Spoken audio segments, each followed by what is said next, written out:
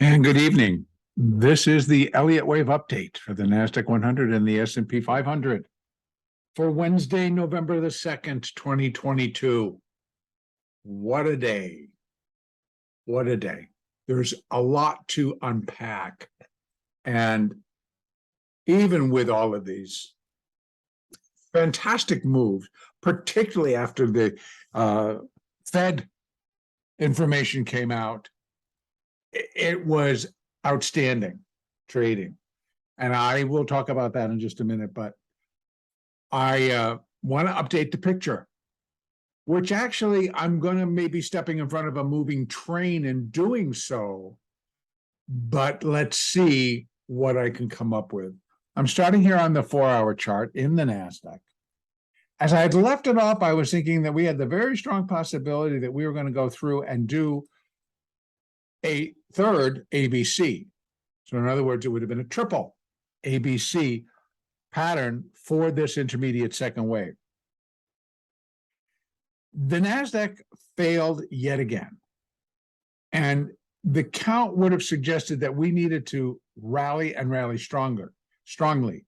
We did kind of get back up there, but we didn't even make it to 11,500, which the market needed to do, and then keep going. If they were going to believe all this dovish talk, if they were going to believe that we're not as hawkish anymore, if they were going to believe that the Fed's going to pivot, blah, blah, blah. And even when the Fed said during Powell's press conference that they may take a softer stance moving forward, the market nosedived, and then nosedived, and then nosedived. And I think that it just goes into my mind that it was superior trading. And as a day trader, I was like, wow, lots and lots of money to be made here. And that was in both directions. So when they first came out, and the market loved it. Why? Because they got less hawkish out of a statement. Less hawkish. Boom, they jumped in, they bought it. And it was pretty wild. It was pretty wild. You just jumped in and suddenly you were up 500 or $1,000 on a one lot. And the NASDAQ, same thing in the S&P. They were incredible moves. Now, what does that do for the count? I start here because I need to show the failures. So this actually got touched. So let's jump down to that hourly chart so we can see. See there? It traded below 10,921, which was when Apple and Amazon reported nosedive, and then Apple got reassessed or whatever, and they ran it all the way back up, and then really ran it up on this renewed interest that Apple was the best thing since sliced bread. Now, I had felt, okay, there could be 1, 2, 3. That is how I'm going to label it. But I had moved that all down to consider that this is ABC, ABC X, A, B, and then we got a C wave. It didn't happen. We did get that sweet little pop right after the 0.75 of a percentage point hike, historic, blah, blah, blah. And so I thought, okay, here we go. We're likely in that C wave. And then, I had 11,500, then I had 11,700, and I got the numbers going all the way up. And okay, here we go. Let's go, guys. Boom, it stopped, started to come back down, waited for Powell to begin his press conference, and then annihilated everything. Everything. The Dow was up over 300 and it down 500. The NASDAQ was up 150 or something in that area and down 3. Actually, the close was lower than where we are, but Priceline has put out some earnings. We've had some other earning reports come out this afternoon, and so they're picking it up off of the lows, which was 10,909. That was the low. So we're getting a little bit of a bounce as we approach the 2 o'clock West Coast, 5 o'clock East Coast cutoff, and then we got that hour wait, and then we'll start Globex. Now, I am marking, well, I got to change it around so it all makes sense. Let me bring this back into focus. I am marking this as a big failure, big failure. But then again, it's like if you trade the NASDAQ like I do, it's been the weaker link. The Dow, the Russell, the S&P all went up, made their new little highs above this to complete the pattern. Here's at the NASDAQ, trouble, unable to get itself above there, and then it just died. So I even gave it to this point to pick itself up and run, but it did a little bit, and then it dropped, then it ran quick. That was the kicker. It ran quick, but if you remember what I said, if they do it, they cannot stop. They cannot pause. The market's just going to have to buy and buy and buy. But what ended up happening, they did stop. It did come back. They tried it one more time, failed, and then it sold, and it sold, and it sold, and it sold. So the opposite happened on the failure of the market to rally. I mean, rally strongly, like they were expecting it to. Now, what could this be? Now, believe it or not, this all ends up being a big but flat. And for all I know, I got to move this B over to here, and we have yet the potential. Now, I'm not saying this is what's going to happen. Obviously, I'm thinking differently in my heart of hearts because I've already put up the intermediate wave too. But I'm telling you what we need to leave open so that we are not surprised. I truly don't think we're going to get that surprise. But if it should come in, and I'm telling you, it can't just walk its way up there. It has to be one of these. Whoa, it's out of the pool. And could they do that? Sure, because we came in after these earnings, we came in like, oh, well, that's all done.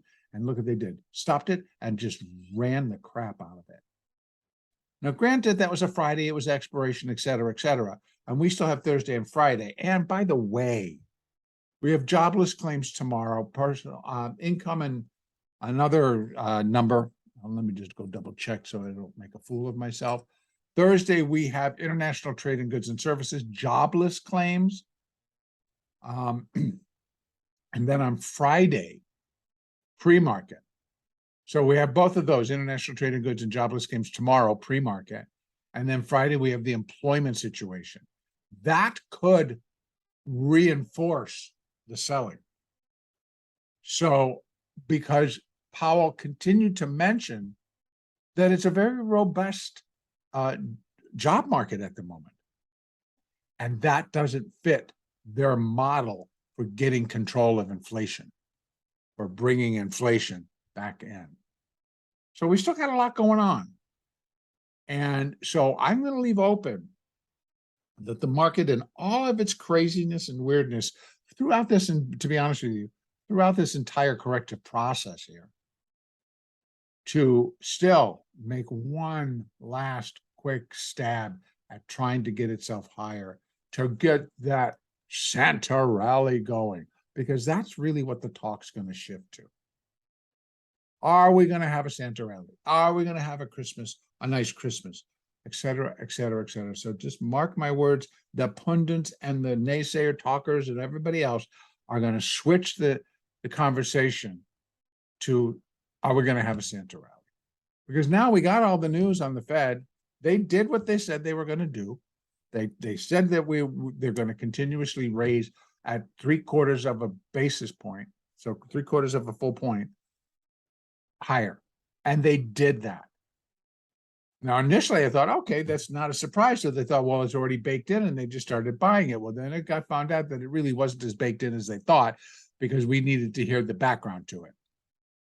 And the background is that jobs are not coming down. We have a lot of people getting jobs and going to work, which actually is not a bad thing. It's just inflationary. And if you have a central bank, ours being called the Federal Reserve, desperately trying to regain control of inflation. Well, more people going back to work just doesn't fit the model. So we got a lot of problems with A, the Fed's model of how they're trying to do this, B, what changes can they make to that model, or their stance, or their method, or how they're doing it to really grab a hold of all of this, because they realize that there's more money out there yet, and they can't get control of it back. You put it out there, and now you can't get it controlled back. They do have a serious problem. And I think that was the message from the market, that this is serious, folks. This is real. And if you don't think so, step in and buy it. And you just got punished for doing so. They may do it again. Now, what could be going on? Well, it could be the beginning stages. So let me just say, the rejection, the 2-day rejection at this point, is substantial, is revealing that, yes, this is very likely the top of intermediate wave 2, and it failed. Now, this failure is much bigger. This failure is over 100 points. Is 100 points really all that much for the NASDAQ to do? Not really. It really isn't. Particularly if you were watching today, we went from 11,460 to 10,909 intraday, high to low. So 100 points for the NASDAQ, walk in the park.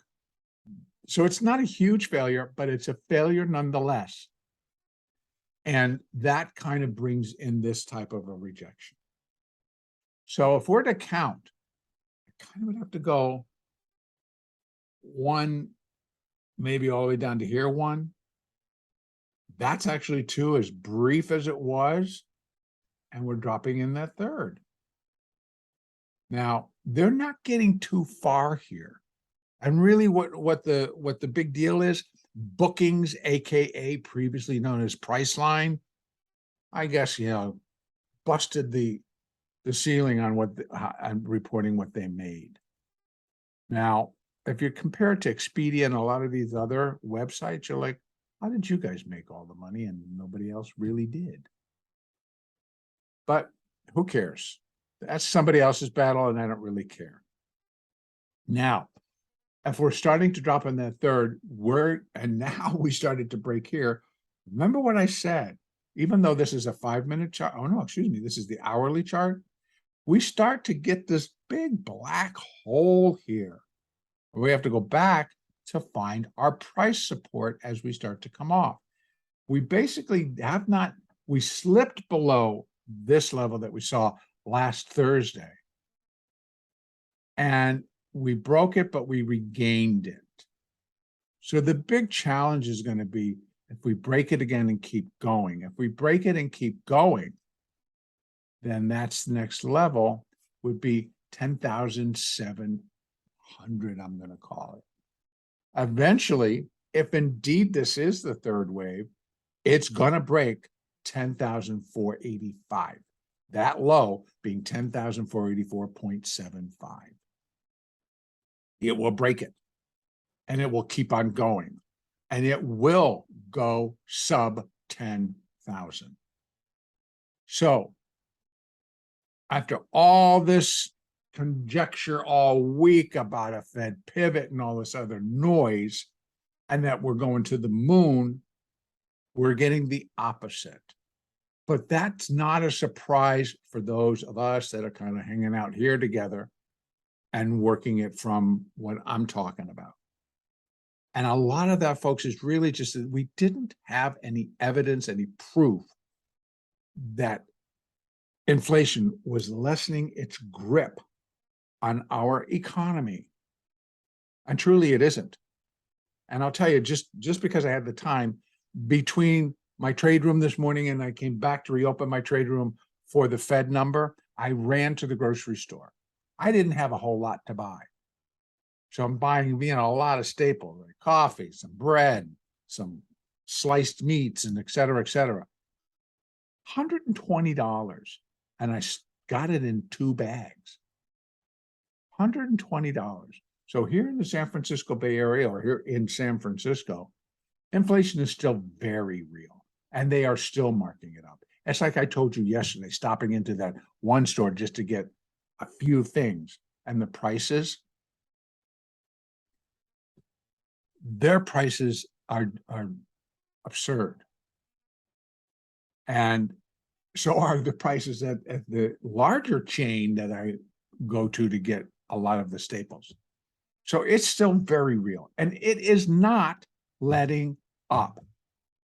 Every time I go into, and in our area, it's called Safeway. Every time I go in there to buy anything, everything has been priced higher.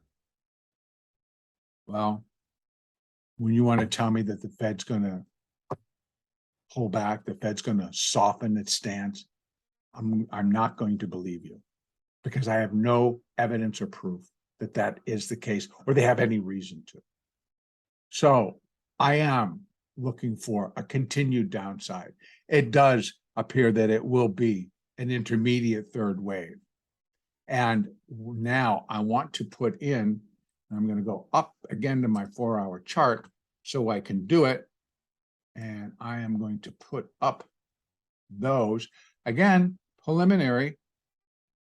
So there will be adjustments. That's not working. Get out of here. Bear with me 1 second. I got to get it up right there. There you go. Now I'm going to get it down right to there, right there. And then over to actually to this 2. I will take it up to the 2, not to the A. I'm going to take it to the 2 because that's the high. Okay. Now, back down to the hourly chart. Our first line of support, 0.236, is 10,846. Well, that could be reached overnight. They all want to jump on and gang on the US. Then we have 10,370. So that's breaking that and that. All right. And that's just 382. The 50%, 99.85. 618, 9602. Is that going to be acceptable? No, because wave 1, if we equal that, is 8,358. Again, I know these are mind-boggling, and everybody's going like, how, why, et cetera, et cetera. But it's the number. It's the Fibonacci. It's the pattern. It's how it all fits together. To say it can't happen would mean you're sitting with a long position, and you're going to get annihilated. It's not going to be pretty. So what can this do? Anything below 83.58 to finish this third would work for me. As long as the 3 is not the shortest wave or even equal to 1, which puts more pressure on wave 5, I'm going to say good. We get a 4, and then we get a 5. We're going to go back out to that original chart, folks, and that's the weekly, excuse me.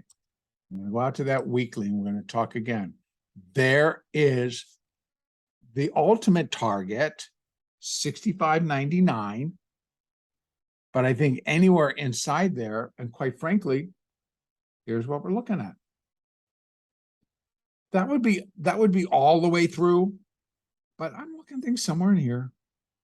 We come down here a little bit, wave 3, do a 4, come down a 5, 75.90, 71.15-ish, whatever. Complete primary wave C, cycle wave A, and get, excuse me, a kick butt cycle wave B rally going. Can that happen by the end of the year? Absolutely. It truly can. Cycle-wise, I need to review those, and hopefully I'll do that so that I can remember to mention them tomorrow.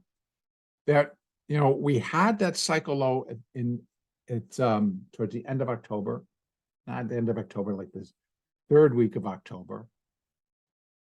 Now we had that midpoint cycle high. So it's the same cycle. I went from low, got to high. Now it's going to swing back down to the low, which would put us into mid-November. end of November. And maybe that's when we can get all the way down to here. So yeah, I mean, it is possible that we will start this, that larger, and still have a Santa rally. So again, let the market be the market. Let's not worry about how's it going to get there, what's it going to do. Let's have more fun trading it. Let's have fun, just working our way down through it so that we all make money and not get stuck holding a position, not get stuck, just be fluid, just go with what the market is doing and have some fun. Today was fun for me. Now, granted, it's like I've got a lot more years experience than many other people, but still, I got caught in the morning session. I did. And in a small little account that I was trading, I was down $1,000 and I stopped. I was down over $1,000 and I stopped because I thought I'm going to wait for my next bigger opportunity to step back in and make all that money back. And that was once we knew what the Fed's decision was and what the Fed chair was going to start talking about. And I made it all back and ended in the green. I ended up on the day in that little account, which cannot sustain more than maybe 2,000. Then I got to walk away from the account and just really leave it alone. So again, bigger account, more fun, but little account, very possible. You can get in there, you can take a hit, you don't keep going, you stop, you back away, you review, you take a look, and you choose when your next opportunities are going to come for you to make that money back. But you're only going to make it back without being focused on it and just actually trade. So because in the morning, in the NASDAQ, it was chop city, and it was like, okay, drive me crazy. So I kept, chop up, chop down, chop up, chop down, and I got caught in that. So once I stopped and looked at it, I realized that I was going to have to really look at what it was doing and not trade it in chop. But sometimes you got to stop, walk away, and look. When you're in it, you don't necessarily see it. Okay, so for tomorrow, I truly am now going to be looking for continued downside. Pullbacks notwithstanding, right? Nothing goes straight down, nothing goes straight up, although it feels like it at times. So we have to allow for the natural pullbacks that the market is going to do. And because our volatility now is picking up again, expect it on both sides. Expect it to the upside, expect it to the downside. So if you're sitting in a position and the market turns and heads in the other direction, be careful. It's better to get out of the trade, stand aside, or join the party. But to sit there and go like, well, I'll wait for the next turn, could turn $100 give back or $100 loss into 500, 1,000, 1,500. And in the NASDAQ or the S&P, when they're moving fast, that will kill you. It'll come and it'll get you very, very quickly. So option traders, premium, play the premium game. It's there. It's there for you to trade. So you'll be able to take care of premium. Careful and watch the shift. It'll go from the calls, it'll go over to the puts, because now they're more worried that the market is going to go down. So careful where you want to sell it. You can sell puts that are rich and juicy, but you need to hedge it. Make sure you hedge it. Don't just be naked short, because premium can kill you. All right, so let's go over to the S&P. So again, looking for additional downside. We do have, in fact, hold on, let me take this down. Let's look at that 5-minute chart, because that's one of the things that I've added, and I am doing this in my trade room at the moment. I'm really pulling up that 5-minute chart, and that's kind of what we're trying to trade off of. So here you can see all this noise. That was the first move. There was the second move. Here was the moving. Got to get it up there. And then it was bang, bang, bang. But you can see we had pullbacks.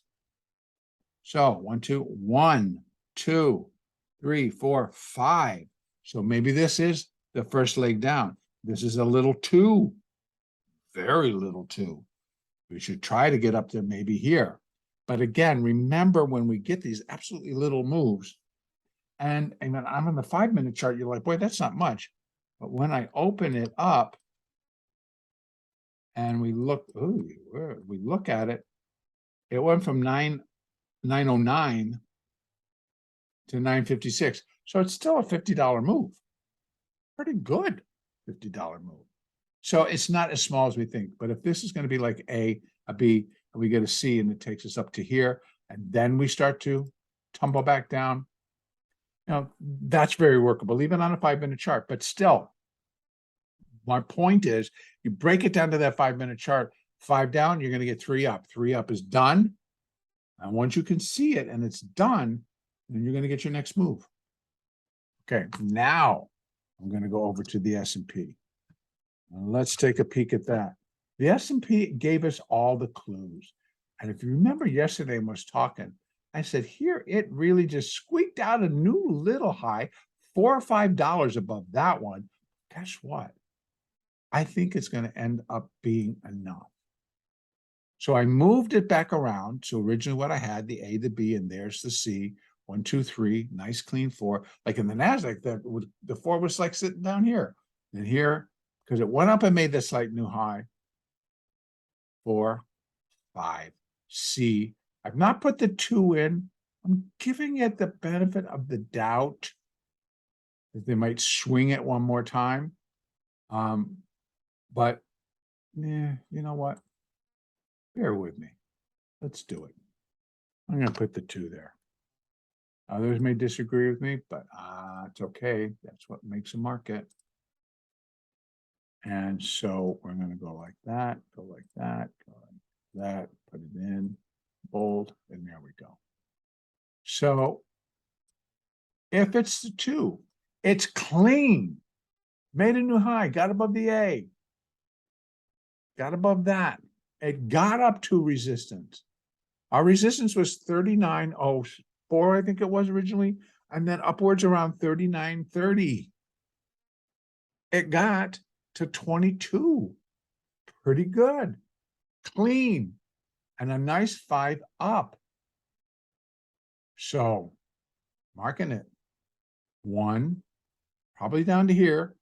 That again, wild 2 on the extreme.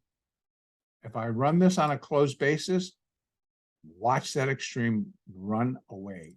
Bang, gone. That move, gone. Hey, where did it go? It was an extreme. It wasn't on a closed basis.